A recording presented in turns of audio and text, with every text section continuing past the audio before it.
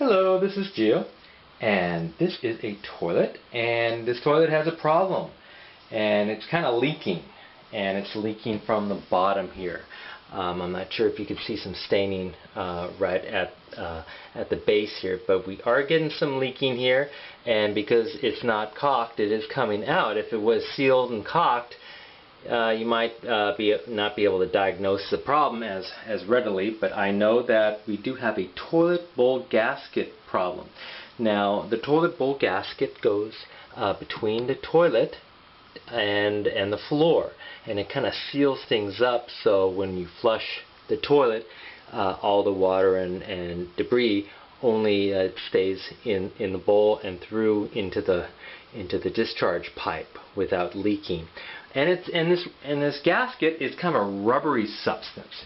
And I did go ahead and purchase a new one right here. I'll just open up this box and show you what it looks like real quick. Okay, and so here it is. It just comes in a little plastic container, and this is just kind of a waxy substance. And what you do is actually install it upside down and then press the toilet bowl on top.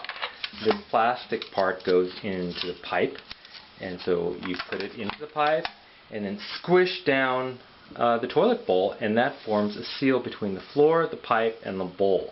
And sometimes these age, sometimes the toilet shifts, and sometimes these go bad and you have to replace them. So replacing these seals, it's not that difficult in concept. The biggest problem is just dealing with the toilet bowl, getting it all disconnected, and the weight of the bowl itself. Now that's the awkward part, but I'll show you in a few videos how to do this, and I'm going to start with just simply removing the water from the bowls. So just the anatomy of a toilet and where the water is. Now here's the flush bowl. You lift this up and there's water inside. When you flush, the water goes into the bowl itself through here and then out. Now most toilets, you could see kind of where the piping comes after it leaves the bowl. Not all toilets, but most of them you can kind of look on the side, and you can kind of see this pipe come around through and down. So the discharge hole is right about here, and so the water will come through here, down and out. So this is where the seal is that we're going to be replacing. Now before we even get started, we have to turn off the water. Most toilets just have a shutoff valve right near the toilet bowl. If you don't have this, you might have to go into your basement, crawl space, or even your main water line and turn off the water. But most of them, again, you can just shut it off right next to it, and this one just goes a quarter and it's shut off because this is now perpendicular to the line. If it's straight up and down, that means water is flowing.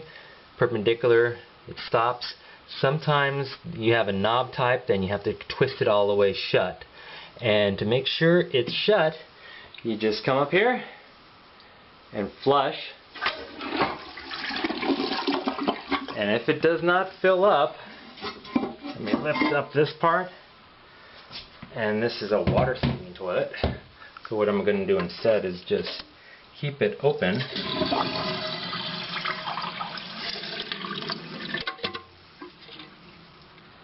And I don't see hearing any water. And just to verify, I'll turn it back on. You hear the water running, and I turned it off again. And so this is the first step of getting the water out. Just make sure in the flush tank you get all this water out. Some of you will have just a flapper valve. You just kind of lift that up and get as much of this water out as possible. Okay, so looking into the flush tank, again, this is a toilet saver type. It's a little bit different from some. Some just have a little flapper on the bottom.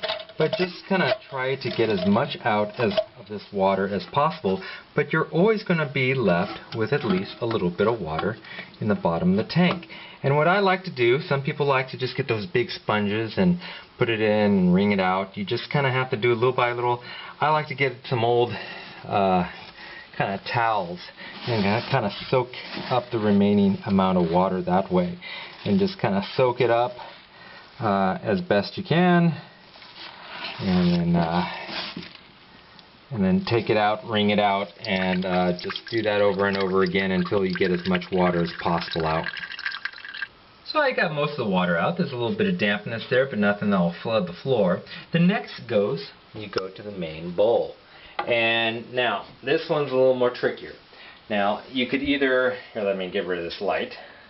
Okay, so you could either just take some cups or something and get a majority of this water out before you use the towel, but I want to show you a trick. I have this little bucket of water, and I'm just going to lift this up, if I could do this with one hand, and watch this.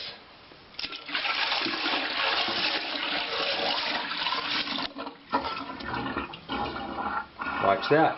When the flush tank doesn't send in water, there'll be just kind of a, I don't know what you would call it, kind of a pressure wedge that kind of pushes all the water through, but none comes back out. And so we got most of the water out just by actually just adding water really rapidly into the tank. Now I'm just going to take my towels and kind of stick them in there and try to get the rest of that out. Stick in your towels and kind of absorb as much water as possible.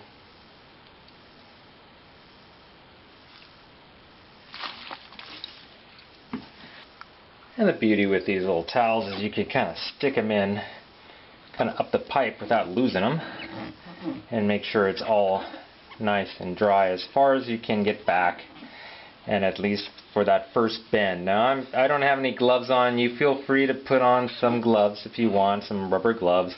I find it's a little easier just using no gloves, but it's all based on what you want. I figure soap and water does the trick for my hands, and I'll go ahead and wash my hands next.